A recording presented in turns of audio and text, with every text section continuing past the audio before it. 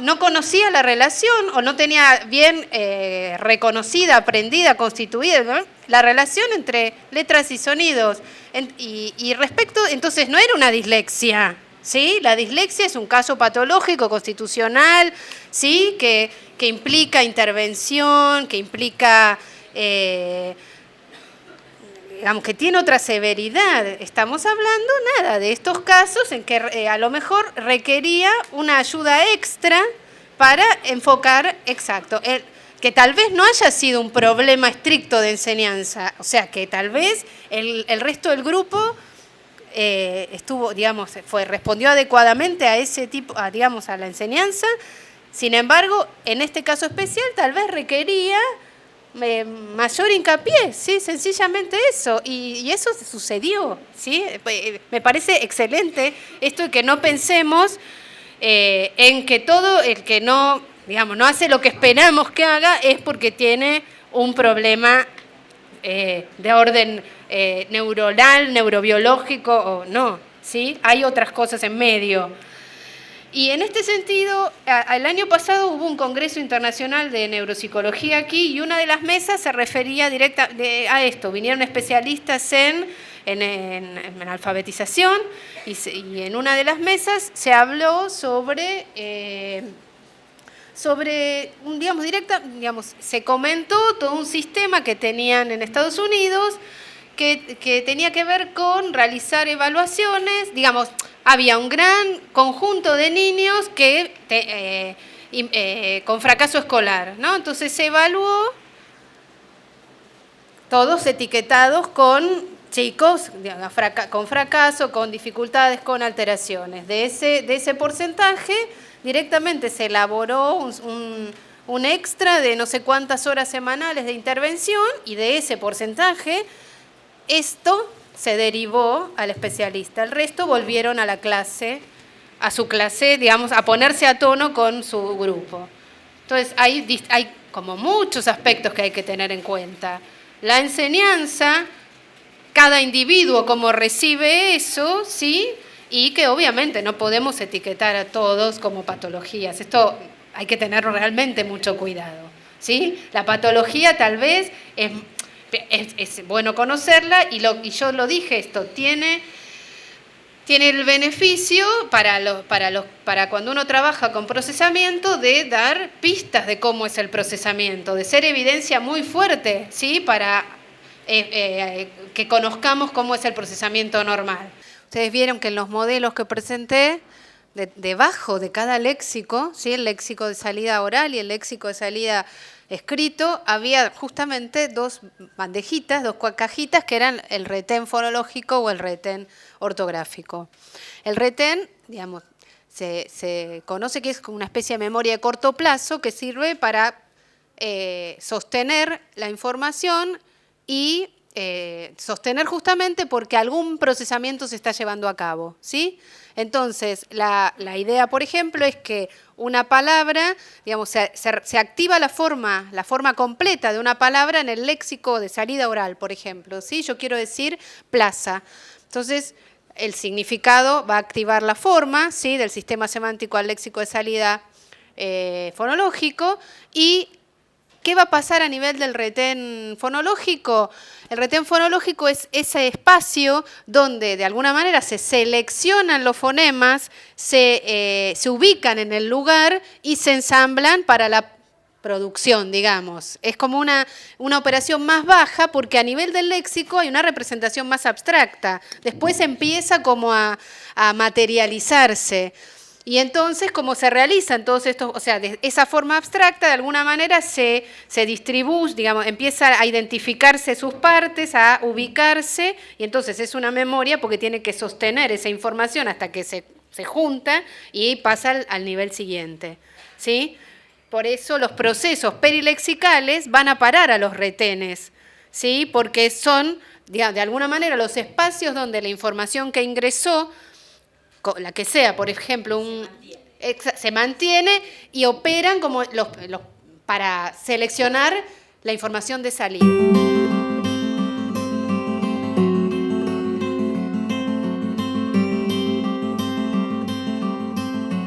¿Qué diferencias existen entre la alfabetización en L1 y L2? Yo lo que puedo responder a esto, que no soy exactamente experta, no soy maestra, por lo tanto no trabajo en el proceso de alfabetización de niños, y trabajo con adultos. Entonces, los adultos en general ya están alfabetizados, en general digo. Tal vez lo máximo que podríamos decir es, a lo que yo me puedo referir con toda honestidad, es a aquellos estudiantes que provienen de lenguas con alfabetos completamente diferentes al latino. Y entonces, bueno, claro, en general estos alumnos también es cierto que en sus países de origen aprenden antes de niños una segunda lengua y aprenden en general el alfabeto latino. Algunos no, empiezan a aprenderlo aquí y ciertamente nosotros en el programa del nivel básico, que está dirigido a adultos, pues sí enseñamos el alfabeto y la escritura. Y también trabajamos con el tema de cómo se pronuncia, cómo se escribe, que ayer lo sobrevolé un poco, porque también preguntan mucho acerca de, por ejemplo, vamos a decir la letra C, entonces la pronuncian como S. Estoy hablando no en términos fonéticos estrictos, ¿no? Y entonces yo trabajo en el pizarrón con ellos, escritura y fonética y sonidos, y les explico que eso que está entre corchetes son las pronunciaciones.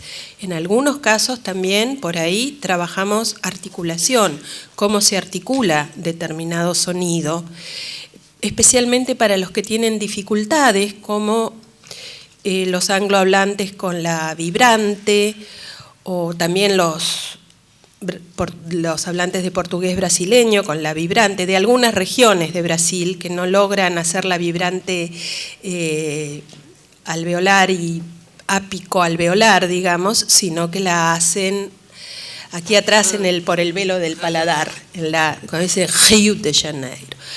Pero, bueno, esto, fíjense ustedes, yo no lo había pensado, pero ustedes saben que, por ejemplo, en las lenguas árabes, lo mismo que creo que en el quechua, pero de las lenguas árabes estoy más segura porque tengo alumnos de distintas lenguas árabes, B, o sea, la bilabial sonora, y P, la bilabial oclusiva sorda, son alófonos en variación libre. Para ellos es lo mismo pronunciarlo o escucharlo de una manera o de otra. Y también son alófonos en variación libre las vocales E, que es anterior media, y la vocal I, que es anterior alta. Entonces, un alumno libio me escribió una vez, en una tarea que yo les había pedido sobre cómo era el pueblo de su infancia o la ciudad de su infancia. Yo nací en la propencia de Trípoli. Propencia, escribió. O sea, tengo otros casos también, lástima que no los traje, tengo casos muy interesantes, todos de alumnos árabes, donde ellos escriben según la fonética, digamos. Yo tengo un par de preguntas que las voy a juntar, porque básicamente preguntan sobre el mismo tema. Una es si podríamos ampliar los procesos de acceso al código elaborado, y la otra es ampliar las nociones de código restringido y código amplio, así que las contesto las dos juntas. Cuando nosotros pensamos en la noción de código restringido y código amplio, no estamos pensando, y esto nos parece importante con Paula que quedara claro, no estamos pensando en tal vez la noción o el concepto de restringido y amplio da como una sensación de valoración, ¿sí? Siempre lo amplio es mejor. ¿Sí? Bueno, no ese es el caso. Lo que nosotros estamos pensando, estoy mal, ¿no? estoy mal. No es lo mío, no me voy a dedicar al canto. No estamos pensando, perdón, en gente, en una situación, digo, esto que lo decía Paula bastante bien ayer, todos nosotros manejamos un código restringido. El código restringido hace alusión a esas situaciones en las que el contenido tanto verbal como extraverbal, pero vamos a centrarnos en el verbal, es altamente predictible, ¿sí? Esta sensación de... bueno, el caso clásico son las situaciones muy ritualizadas. Si uno va a un casamiento, sabe que el cura va a decir, alguien tiene algo para decir, puede besar a la novia, los declaro a marido y mujer, ¿sí? Eso es, no tiene margen para moverse, ¿sí? Lo cierto es que ahí tenemos una actividad muy ritualizada. Hay otras actividades que no son tan ritualizadas, como por ejemplo una conversación familiar, la conversación con el marido, un llamado telefónico, en el que no hay mucho margen, ¿sí? Esto es predecible. Si me llama mi mamá por teléfono, sé que me va a decir, hola, ¿cómo estás? Ella sabe que yo le voy a decir bien. Sé que me va a preguntar cómo me fue en el trabajo, ella sabe que le voy a decir bien, ¿sí? En algún momento me va a contar lo nuevo de la conversación, ¿sí? Y cuando yo le diga, bueno, mami, ella sabe que voy a cortar, ¿sí? Eso quiere decir código restringido. Quiere decir, todos los hablantes manejamos un código restringido, muchos códigos restringidos, ¿sí? Hacíamos ayer la distinción entre el código restringido normal y el código restringido estructuralmente. Pensamos en código restringido estructuralmente cuando estamos pensando en estas situaciones en las que los hablantes encuentran algún signo de identificación o de pertenencia en el uso de algún código restringido. El caso clásico son los adolescentes, ¿sí? Todos los que no somos adolescentes quedamos afuera, sentimos que están hablando un idioma que no se entiende. Para ellos es una marca de identidad bastante fuerte, pero también lo mismo se puede decir si pensamos en algunas actividades particulares. Estoy pensando en la persona que viene a arreglar la computadora a mi casa. Uno no tiene forma de acceder a lo que está hablando porque realmente está hablando, si habla conmigo tiene que traducirlo, si habla con un par puede hablar en un código que a mí me deja fuera, ¿sí? Esto va a tener muchas consecuencias. Si pensamos en el caso de los adolescentes, también incluso podemos incluir estas cuestiones como de gestualidad, ¿sí? Algunos saludos, como que uno, depende de qué edad tengamos, vamos quedando como más afuera. Pero lo cierto es que todos manejamos este tipo de códigos. Cuando uno se junta con una amiga y conversa de las cosas con las que uno conversa con su amiga, cualquier persona que venga de afuera tendría que reponer demasiados supuestos, demasiadas presuposiciones, conocimientos compartidos, conocimiento de esto, del valor, volvemos a Voloshinov, del valor que los signos tienen en esa interacción en particular, porque ahí hay un código. Eso quiere decir código restringido, que es muy distinto que decir que hay alguien que solamente habla poco, habla mal o sabe poco, ¿sí? Esa distinción me parece que si uno está pensando en el caso de la escuela en general, pero en la alfabetización también, me parece que es importante. Estamos pensando en el código amplio cuando pensamos en un código en el sentido de sistema semiótico. En este momento nosotras estamos tratando de responder preguntas que no son previsibles para nosotras. Tendremos que buscar ejemplos que no van a ser previsibles tampoco, porque tal vez los ejemplos que tenemos en la cabeza no sirven y haya que buscar nuevos, ¿sí? Eso es una capacidad que se entrena. Respecto de los procesos de acceso al código elaborado, el código elaborado es una especie de músculo, ¿sí? Que se entrena. Estamos pensando en adquisición, es en la puesta en contacto con contextos diferentes. Estamos pensando en contextos, si se acuerdan de lo que hablábamos ayer, contextos como representación. Si yo vivo, voy a poner un ejemplo familiar porque cuando se murió mi abuela nunca había hecho los trámites bancarios. No había hecho ningún tipo de trámite porque mi abuelo hacía todos los trámites, trabajaba. Mi abuela era una señora de su casa, ¿sí? Cuando se murió mi abuelo, el primer problema que ella tuvo, además de la pena, fue que tenía que ir a pagar la luz y no tenía idea, tenía que ir a cobrar un cheque o la jubilación, no tenía idea, ¿sí? Tuvo que incorporar, en el contexto banco, en el contexto trámite, ella tenía solamente podía manejarse con un código restringido. Cuando le decían, deme la plata, tome la plata, ¿sí? Pero ahora llenar el formulario, incorporar qué quería decir la lógica del funcionamiento bancario es algo que no podía hacer hasta que tuvo por obligación en ese caso que meterse en un contexto. Esto que decíamos ayer también, incorporar un patrón de comportamiento, digamos, mental, ¿no es cierto? Representarse, ir al banco como algo posible, entenderlo y entonces incorporar el código amplio, que le permitiera decir, no, pero me conviene más depositar en esta caja, bueno, no tenía tanta plata, pobre abuela, pero digo, ¿se entiende? Hasta que logró incorporar la lógica del funcionamiento. ¿Cómo se accede al código amplio? Se accede mediante contacto con contextos diferentes. El chico aprende el código que necesita, llega a la escuela a los, no sé qué edad entrar a la escuela, 6 años, o bueno, al jardín, llega manejando un código restringido, que es el código de la mamá, el código de la casa, el código de... Sí, cada uno tendrá su código. A lo sumo, el código del jardincito, ¿sí?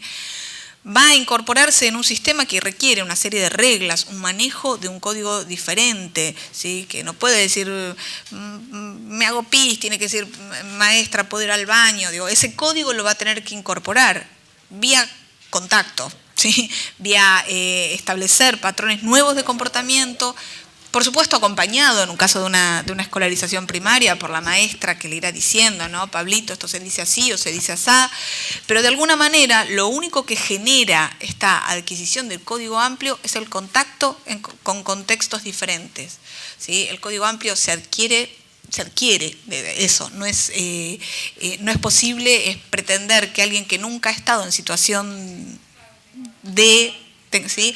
Cuando uno va por primera vez a un casamiento no sabe muy bien qué es lo que tiene que hacer. Al tercer casamiento ya sabe que son todos más o menos iguales, que acá me paro, que acá me arrodillo, que acá como, que acá bailo. Pero hasta ese momento, ¿sí? Lo que uno tiene respecto de esa actividad, y por eso es importante pensar que todos nosotros tenemos código restringido y que a todos nos faltan, y acá estamos en la cuestión esta de la valoración y del prejuicio lingüístico, a todos nos faltan códigos amplios por adquirir, ¿sí? Es cierto, una vez que uno ha adquirido el código amplio, por ejemplo, al ingresar en la escuela, tiene mayor elasticidad, mayor entrenamiento, ¿sí? Otras opciones, ¿sí? Uno no está atado al contexto y no necesita necesariamente que la pregunta tenga la respuesta esperable, porque ya perdió esa suerte de pánico escénico que generan las situaciones nuevas. ¿Se entiende? Sí. Cristina, te quería hacer una pregunta. Pero me parece súper interesante lo que estás diciendo y refrescándonos reflexiones que seguramente todos los colegas que están acá las han hecho alguna vez y las hemos trabajado. Pero hay una cosa que hay que marcar en esto que tú estás diciendo, por supuesto, simplemente ampliando un poquito lo que estás diciendo, no sé nada y soy una ignorante en el tema de sociolingüística, digamos, pero con respecto a la escuela y el escenario escolar, ¿no? El niñito llega, como todo niñito, digamos, no importa dónde nació, con un código restringido, que es el código de las rutinas familiares, ¿sí? Y entra a un nuevo contexto, contextos nuevos, que tiene que ver con la escuela, con el oficio de ser alumno, etcétera, etcétera. Pero hay una diferencia de mochila que trae el niñito de determinado sector social del de otro. Son dos cosas acá fuertes. Por un lado, el niñito de determinado sector social ha tenido más oportunidades de experimentar o de empezar a ser pininos con respecto a manejarse en lo no previsible, ¿sí? Y con respecto, que el otro niñito, a lo mejor el otro niñito también tiene, que tiene que ver con el cirujeo, etcétera, etcétera, que no tiene el otro, y que amplía su código, pero no es el código que tiene que manejar en la escuela. Y el niñito de determinados sectores, además, tiene, no sé cómo llamarlo desde el punto de vista, seguramente ustedes tienen alguna manera de conceptualizarlo, alguna categoría para decirlo, ¿no? Pero tiene como relatos sobre eso, ¿no? La familia le habla de la escuela. Y ya le anticipa algunas maneras, que por supuesto la lluvia solo es lluvia si te moja al caer, digamos, como diría Serrat, lo vas a ver cuando llegue, pero tiene ya anticipaciones de qué se espera y qué puede esperar, el otro no. Bueno, el otro no. Por lo tanto, la construcción y el ejercicio de ese músculo le va a costar muchísimo más. Totalmente. Si la escuela da por sentado que hay algunas aproximaciones ya a esta historia. Perfecto, es muy interesante lo que estás planteando y te agradezco el comentario. Sí. Es cierto. Primero, para tratar de explicar esto desde la sociolingüística, bueno, lo que hablábamos un poco ayer de esta naturaleza social de la mente humana, ¿sí? Esta idea de decir, bueno, nosotros la cabeza funciona, voy a decir feamente, pero la cabeza funciona reconociendo patrones de conducta, ¿sí? Bueno, mi mamá me contó cómo era ir a la escuela, de alguna manera yo ya sé qué es ir a la escuela, ¿sí? Yo jugué a ser maestra antes de ir a la escuela, tal vez en algunos sectores eso no se dé tan fácilmente porque el patrón no está incorporado y eso es real. Y en este sentido, claro, existen situaciones que son más favorables, ¿sí? Entonces tal vez yo de acá tenemos especialistas, yo no voy a hablar de pedagogía, pero es cierto que el trabajo de un maestro en una escuela tendrá que ser más distinto, ¿sí? Establecer patrones pero también te vas a encontrar con que hay muchas veces, la alusión a la autobiografía es inevitable, tengo nenas chiquitas en el jardín, y entonces me encuentro con que hay chiquitos que van al jardín, en salitas, las primeras salitas, y las mamás en la puerta dicen, el nene dice, ay, me dijo que la pasó re bien. Sí, digo, eso también existe. Y ahí hay un código absolutamente restringido. El nene va a tener que incorporar el hecho de que la maestra le va a decir, no te entiendo, no te entiendo, no te entiendo, no te entiendo, hasta que aprenda a decir, la estoy pasando bien, quiero agua, quiero ir al baño. Sí, digo, también, porque ahí se están mezclando algunas cuestiones. Lo que el chico va a tener que aprender en esto que vos estás diciendo, y es correcto, es que hay algunos registros, y acá me voy a registros, ¿sí? Pero algunos formatos, por decirlo de alguna manera, que son más adecuados que otros, ¿sí? Que el chico cuando esté jugando a la pelota en la canchita puede decir una serie de barbaridades que en la escuela no puede decir, ¿sí?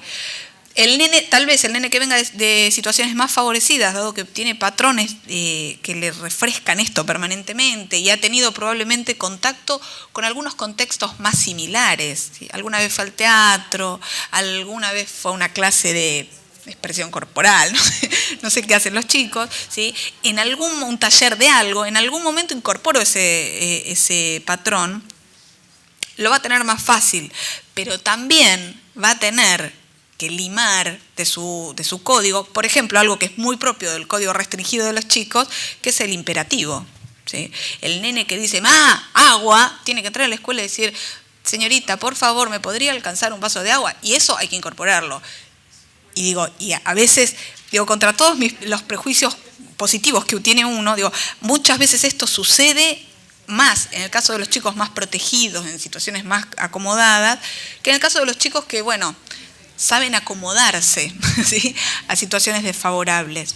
¿Qué quiero decir con esto? Quiero decir que la escuela va a tener, o el chico va a tener que hacer un doble aprendizaje. Por un lado, la incorporación del código amplio, esto, no predecible, ¿sí?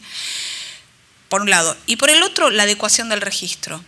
Saber que hay cosas que se dicen en la escuela y formas de decir en la escuela y de actuar y de moverse y de contestar y de jugar, de lo que sea, que son diferentes, ¿sí? El paso del preescolar al primer grado, la primera cuestión es como tenemos menos tiempo en el patio. Bueno, eso es adaptar, ¿sí? Entonces, lo que nos resulta a nosotros muy interesante de esta lógica, de esta perspectiva de los códigos, primero es como la ruptura de esta lógica valorativa, es decir, hay un código restringido que es pobre y un código amplio que es intelectual, por decirlo, o correcto, o escolarizable, ¿sí? Acá lo que hay es contacto con situaciones imprevisibles. Si a mí me toca, cualquiera que haya hecho alguna vez algún trabajo, estos trabajos de educación no formal, de ir a alfabetizar un barrio, ir a trabajar, entrar a un barrio requiere que uno haga uso de un código que no maneja, ¿sí? Mi código restringido con mis colegas, que me permite, ¿cómo fue la clase? Bien, estoy corrigiendo, y todos sabemos a qué significados sociales reenvía todo eso. En el momento en el que yo entro en un barrio desfavorecido, en una villa, en un comedor, no puedo decir algunas cosas, tengo que incorporar, digo, y eso es tener, haber incorporado el código amplio, poder adaptar el código a las situaciones diversas, ¿sí? Me va a costar mucho, ¿sí? Y uno hace todo el esfuerzo y trata de hablar en menos difícil y sin embargo siempre es el que viene de afuera. ¿Qué quiero decir con esto? Digo, el código amplio no habla solamente de incorporar el código de la escuela o el código de la universidad o el código del trabajo, ¿sí? Habla de tener como ensanchada la capacidad de manejar más de un código. ¿Se entiende? Vinculado con contextos que son representaciones de contextos, como decíamos ayer, que implican significados situados, como decíamos ayer, que implican manejar por competencia comunicativa, manejar los registros adecuados, las formas adecuadas a los contextos particulares. Digo, en un trabajo en un barrio desfavorecido hay algunas formas que no son las adecuadas, ¿sí? Decir recontextualización en un barrio desfavorecido no es una forma adecuada. No, peor, yo voy a contar una anécdota, lo último, Sara, te juro no hablo más, pero muy linda cuando trabajábamos en el programa con la gente de Inicial y de Jardín de Infantes, un chequeo una vez en Ciudad de Buenos Aires, en Los Márgenes, trabajando con futuras docentes de Jardines de Infantes. Fuimos a trabajar, a hacer prácticas cerca, yo no me acuerdo ahora de qué villa, si era la de Retiro o por la zona del Tigre, no me acuerdo, la zona de las islas, pero que pedía a la maestra que trajeran materiales de desecho para el otro día, para hacer cosas, ¿no? Cuando esta gente no terminaba de entender lo que significaba, qué era lo que tenía que traer realmente, cuando los materiales, lo que queda, lo que se tira, cuando lo que se tira, lo que se queda, era lo que manejaba la subsistencia de esas familias, ¿no? Y que era elemento de juego y demás. Es decir, ya no es utilizar un término más alto, sino directamente no entender, es decir, ahí sí manejar un código que referenciaba, además, dos cosas totalmente diferentes, totalmente diferentes. Otra persona dice, si la sílaba no es un elemento articulador del lenguaje, ¿para qué trabajarla explícitamente? ¿No es un conocimiento epifonológico? Bueno, yo creo que la sílaba sí es un elemento articulador del lenguaje. O sea, yo puedo segmentar el lenguaje, depende de lo que hablemos por articulación. Yo lo que traté de decir ayer es que como nuestro sistema es alfabético, nuestras representaciones del sistema son fonémicas, no silábicas. De tal manera que en realidad lo que tenemos que llegar es a que tengan conciencia fonológica o conciencia fonémica. Eso no implica, y por eso lo proponemos. No te borré. No me borraste, pero espera. Ah, perdón. Yo quería poner una. Me dijeron que le llegué a poner. No. Yo ayer cuando les... Justamente esta diapositiva, cuando les decía que la representación, ya está, del sistema alfabético es una representación a la par fonémica y ortográfica, no sé, Dorotea, si me corregirá, justamente les puse aquí estas tres cuestiones para hacerles reflexionar de tres cosas. Es fonémica y no es fonética. Es decir, en el sentido que antes decía de los sordos, es teórica, es del sistema finito de fonemas que digamos que son finitos, no de las producciones particulares que hacen los distintos hablantes. Yo misma, que soy de una zona determinada de España, la S en determinadas posiciones la aspiro como una J, pero yo en cambio sé que aunque sea una J cuando digo Pascua, pues estoy diciendo una S. Por tanto, es una representación fonémica y no fonética. Y esto tiene que ver también algo con lo que he dicho antes respecto de los sordos. ¿Es una representación fonémica y no silábica? Bueno, esto simplemente lo puse para decir, cuando las intuiciones de los sujetos, que en esto se apoya bastante Ferrero y Teberovsky, son silábicas, tenemos que dar un paso más, que no es además fácil, porque no es intuitivo. Y yo esto creo que lo decíamos ayer, yo puedo partir la palabra casa perfectamente, Pero claro, ¿cómo voy a partir en 4 la palabra casa? Eso es una cuestión teórica y por eso no es silábica. Nuestro sistema no es silábico, pero yo tengo que hacerle llegar a que tenga conciencia fonológica o conciencia fonémica. Esto me lleva a que esto es insuficiente y tengo también que trabajar el otro aspecto, que es la información morfológica que me da la palabra cuando la leo, y es lo ortográfico, y que juega un papel, como decíamos ayer, también en los homófonos, palabras que se escriben igual, pero tienen significados distintos, y a lo mejor lo que cambia es una H o una B o una V, etc. También dijimos que el contexto muchas veces me ayuda a interpretarlo, pero evidentemente yo tengo que aprender no solo las transcripciones fonémicas, sino también las ortografías, porque es un sistema irregular, no es un sistema biunívoco, grafema-fonema. ¿Por qué digo que hay que trabajar la sílaba? Simplemente porque facilita en esa secuencia de trabajos que luego les puse aquí, facilitaría el paso de unidades mayores a la última unidad que quiero llegar, ya es que reconozcan los fonemas. Entonces, la sílaba para mí solo es una estrategia intermedia, no es el fin en sí mismo.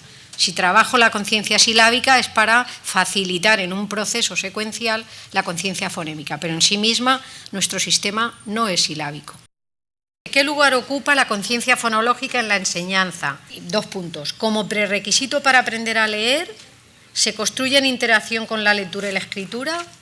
Esta es una gran pregunta de los investigadores. Cuando yo les hablaba ayer de los autores,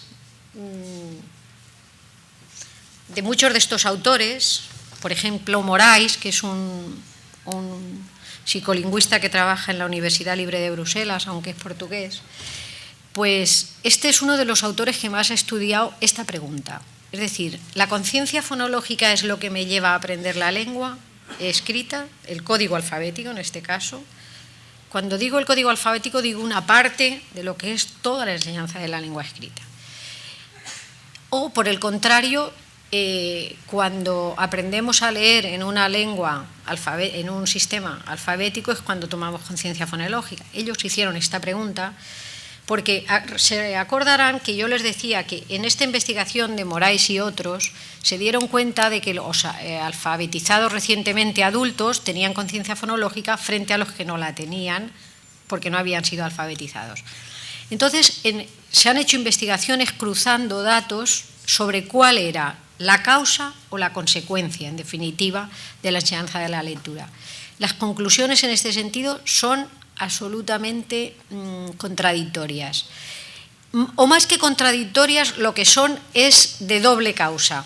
Es decir, yo puedo acelerar que se aprenda mejor a leer en un sistema alfabético, trabajando primero la conciencia fonológica, con los juegos que decíamos, pero desde luego también es cierto que si una persona no hace esa preparación previa y le enseñan a leer con el método machaca de los griegos, de la M con la A, al final va a tener conciencia fonológica.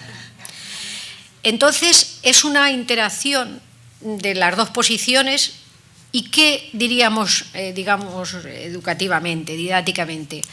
Yo creo que es más interesante trabajar primero la conciencia fonológica como un juego, de manera que el niño va viendo que su lenguaje se puede descomponer, que tiene partes, etcétera, etcétera. Y eso luego le va a llevar a que tenga, cuando ya cojamos un método más sistemático, o a lo mejor ni hace falta, pues a dominar el código. Ahora, la posición de la investigación no es concluyente, y lo cual quiere decir que ambas cosas son causa y efecto indistintamente sobre ese asunto. Respecto de la tildación, lo que quería decir es que en realidad lo que es fonológico es el acento de intensidad de las palabras. Siempre nos referimos en este caso a la lengua oral. Lo que es idiosincrático del español y lo que es un fonema es el acento en la lengua hablada. La tildación sí será algo que habrá que aprender cuando se enseña a escribir, ¿no es cierto? Bueno, de acuerdo con las famosas reglas que nos enseñaron a todos. Me parece que es eso. El segmento idiosincrásico del español